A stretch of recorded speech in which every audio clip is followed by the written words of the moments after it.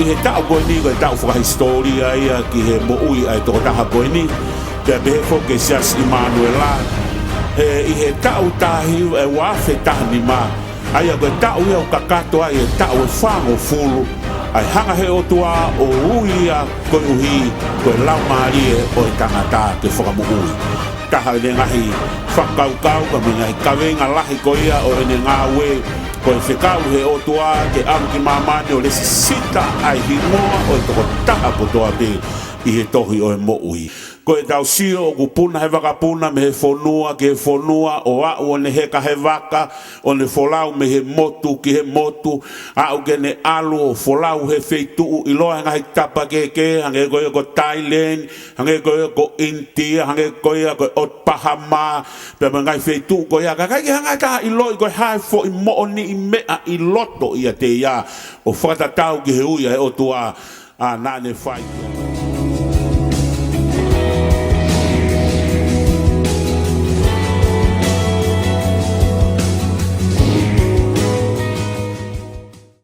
Ai ako ho pehe koe e vika koe osko ho ako foi ta tolu pe na tutuni leva ke alu ki India o ngā ue ki ai ko ho ngā ue ia ka whakakakato aki ho sivi koe Preki kolo ia o foi ministry koe pakapai sai report koe pe me India e la Pena ha ho mea nai whai India mau alu pe o malanga whakaevangelio alu takai whaito o mahaki katoa ngahi ministry ke sino e tangata.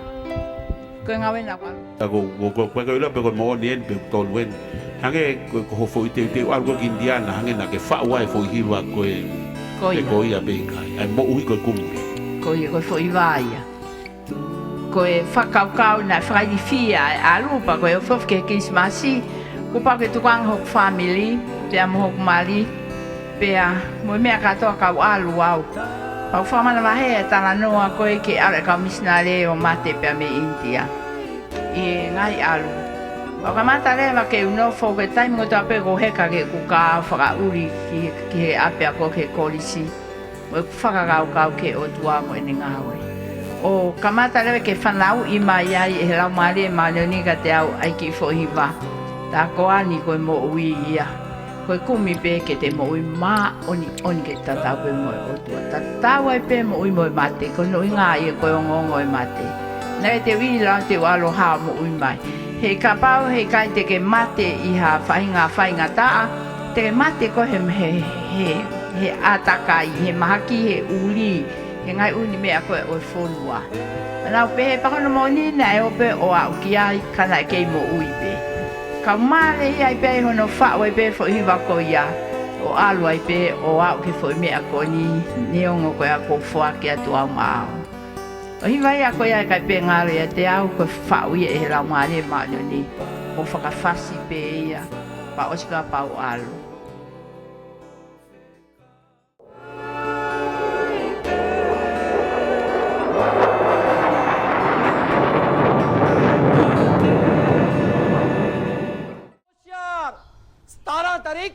यानी कि आज तो 2 दिन बाद गुरुद्वारे ने आनंद कारज दी रस्म पक्की कर दी है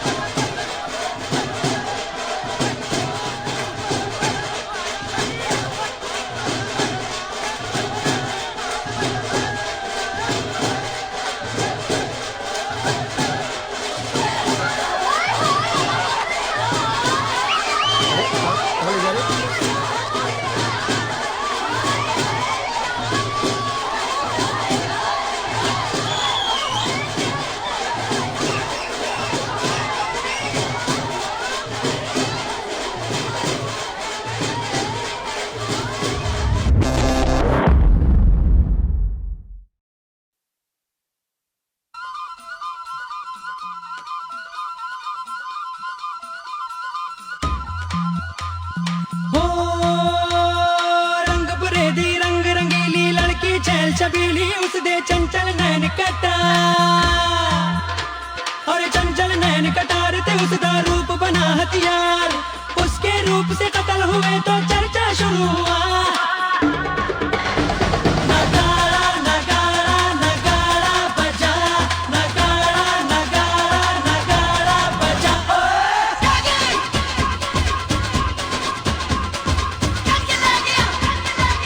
ओ रंग बुरेती रंग रंगीली छैल छबीली नार चंचल नैन कटार ते उसका रूप तेज तलवार उसके रूप से कत्ल हुए तो चर्चा शुरू हुआ नगाड़ा नगाड़ा नगाड़ा बजा नगाड़ा नगाड़ा नगाड़ा बजा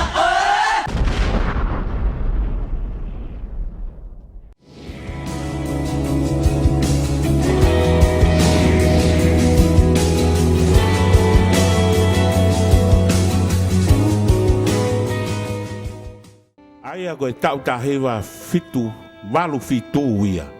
Na osi ai nea ko pa ne folawat ki New Zealand.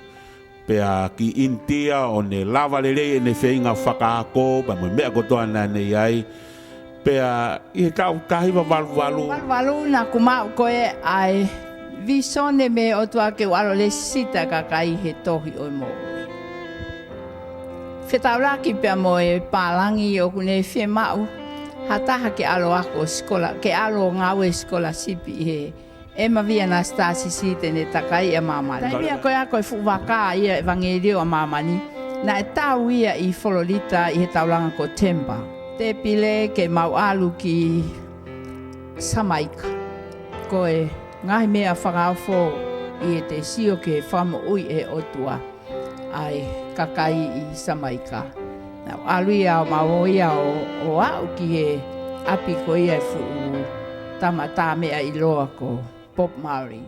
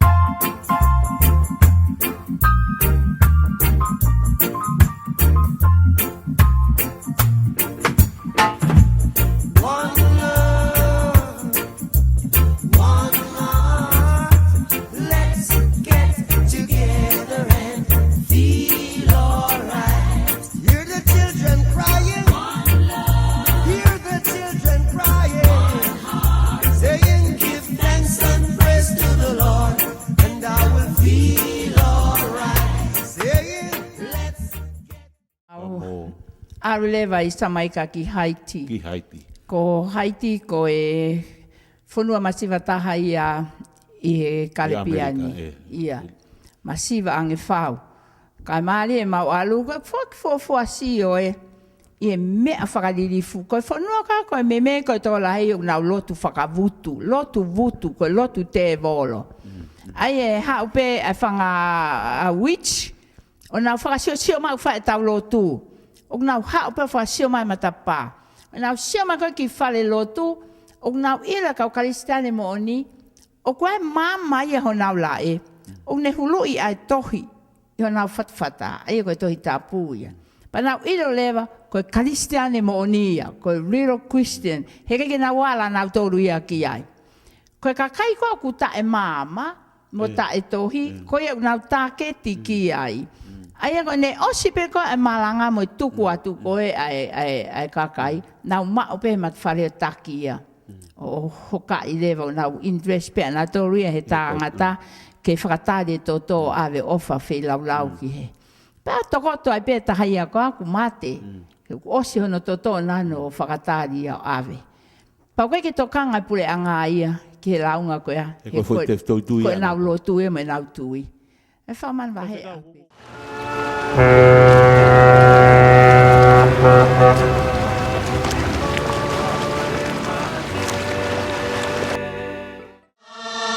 Not my sin. Tout moun kap ton kanga api. Na tegi na ke. Yo sezi.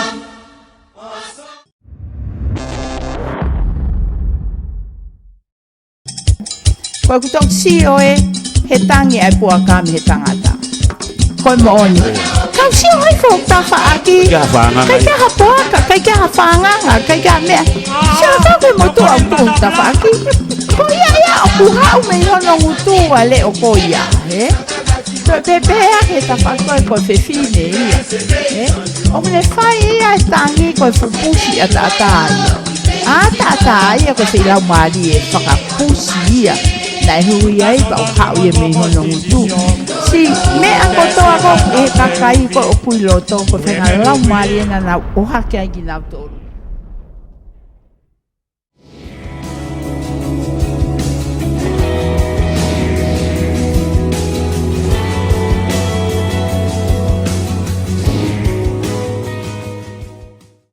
Ke whakamatala koe nei whai e vika.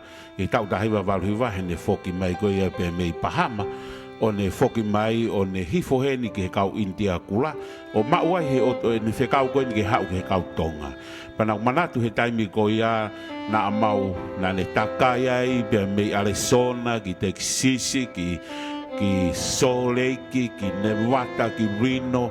Takai mai ki LA, pene hao malanga heni, na o ke kolomu a ko California, i ne foi hoko mai gen aia ko ne alu peni, i foi whekau lahi ko ne oangi a te ia, ke alo lesi sita ai hi ngoa ko toa pe, i he tohi o e mo ui. Ai o au mai ia ki he tau tahiwa waluhiwa.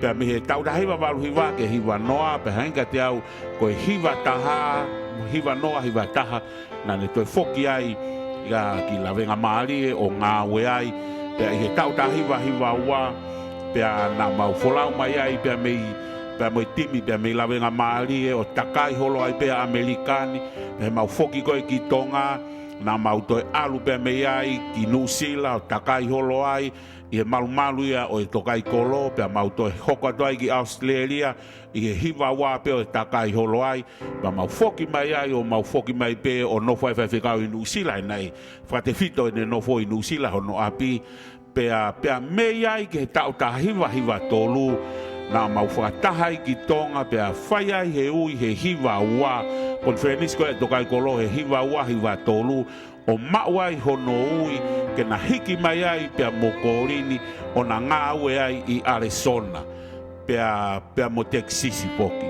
Aia o ose konferenisi ko ia i Santisema mo Sanuari o hiwa tolu pea mau mātuku ai me lawenga maari e vika pake foki ai ki Okalani. Pea hangeka te au aia koe hiwa tolu ia ko tau ni mangofulu. Ua ni ma February. Na kore he kike o mai mua haku. Haku mea off. Haku mea off ko birthday. Pea pe e ki teke alu pe teke toki ilo pe he wa i hala ho alu. Aho mea ofa. Ma foki mai lewa ma hao lewa i am ki Arizona. Kamata lewa hiwa i ai nai whai. Pea osko ia pea hao e ui ke mau alu ki Mexico. O kai ko New Mexico, ka ko Old Mexico, pau ke ai visa ke hu ki Mexico.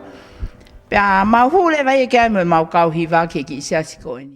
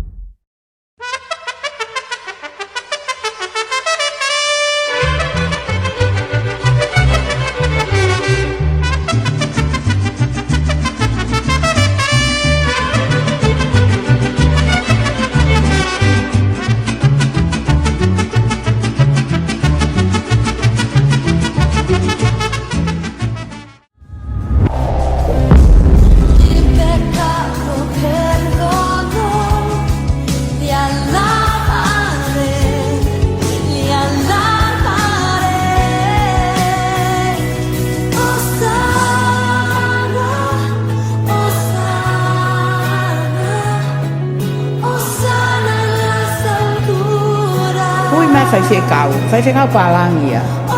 Ke walang o lotu e ka ului. O fe arga na tola. O balau e kuala tu vai ke kakai ko hi faki lima ka fenganga na inauto. Na tola hi fenganga na ikilalo. Mona tangi pau sia tau ko na loi mata ia ko e. Angi pa hua kau e ni na mai. Ana loi mata. Eko first time eu sio ke pau ai o tua kamata ke ngawe. Ke manifest pe ngawe o ea. I ngawe ko na fai. Talo e alu holo mo e alu holo. Ia ngai mea ka konya kufue aia. Paka kuala pe kata kutoyo. A pe kata kutoyo. O vale pe mo au ia. E mea ko ia. Me pe ko ilo i.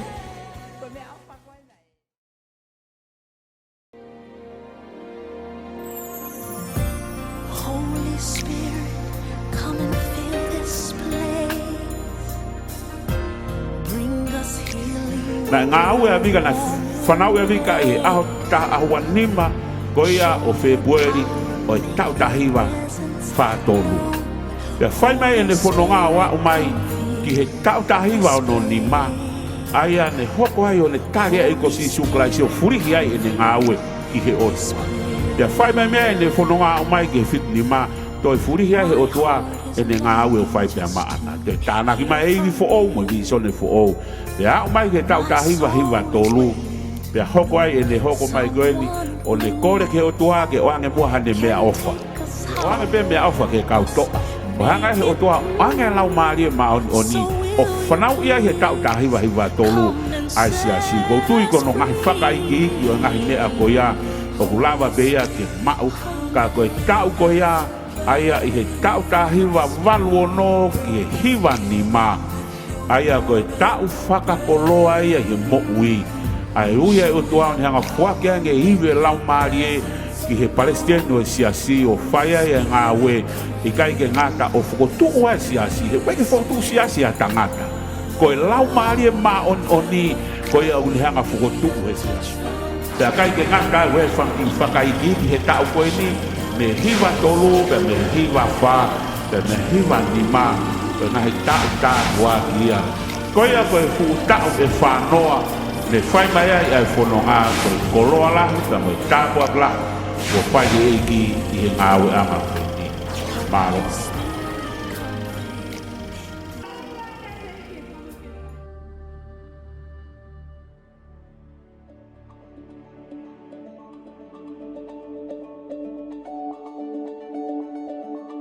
Waluna kumau koe ai visone me o tua ke walo le sita kakai he tohu koe mo. Mau me ngā koe e ki He's already inside you. Kono whare o na a koe. Ka ko pau ke tau tanu maki ho tau tangata whakalau maari ke tupu.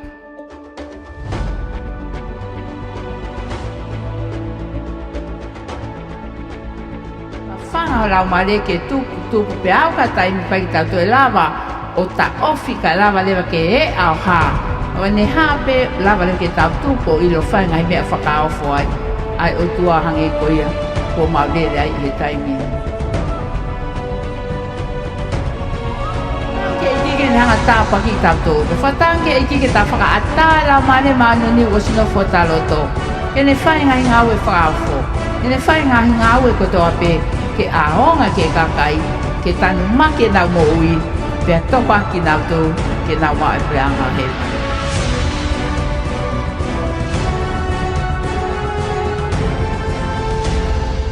Ka koe ngawe fua ia na e whai atata he lau maari o whakawhope a te au. Koe mea ako o whai, koe tuku lolo pe o whakalai.